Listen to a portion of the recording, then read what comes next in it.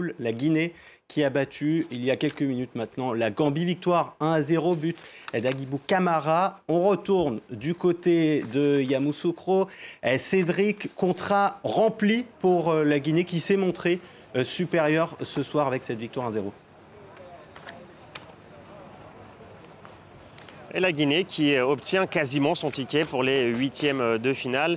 Victoire 1-0 sur la plus petite démarche contre la Gambie, même si les Guinéens auraient pu vivre une rencontre un peu plus tranquille s'ils avaient été plus efficaces, puisqu'il y avait eu d'abord cette frappe en première période de Mohamed Bayo sur le poteau. Et puis ensuite, on a assisté à une rencontre assez ennuyeuse, pour être franc.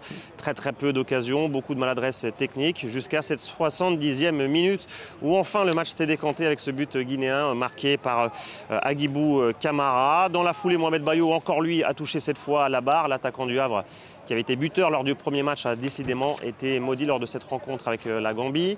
Bonne nouvelle du côté sénégalais, au-delà de la victoire, c'est le retour de Naby Keita, le maître à jouer de cette équipe. Il était blessé, il est entré en jeu en fin de match. C'est de bon augure pour la suite. La Gambie a bien essayé d'égaliser en fin de rencontre, sans succès.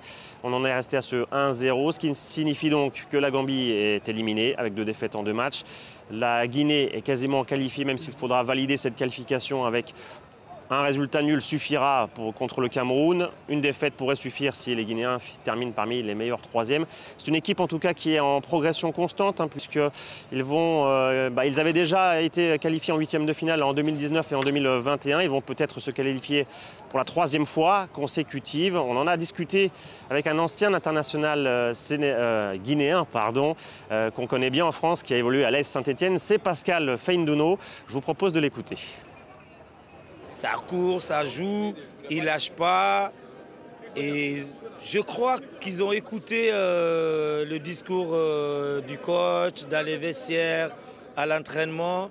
Et c'est vrai qu'ils nous montrent quand même un bon tournoi. C'est vrai que 2021 au Cameroun, et là aujourd'hui, c'est pas... Bon, ça a changé l'équipe. Mais bon, nous, on veut juste que ça aille de l'avant. Merci beaucoup Cédric, on vous retrouve évidemment demain pour la suite de cette compétition.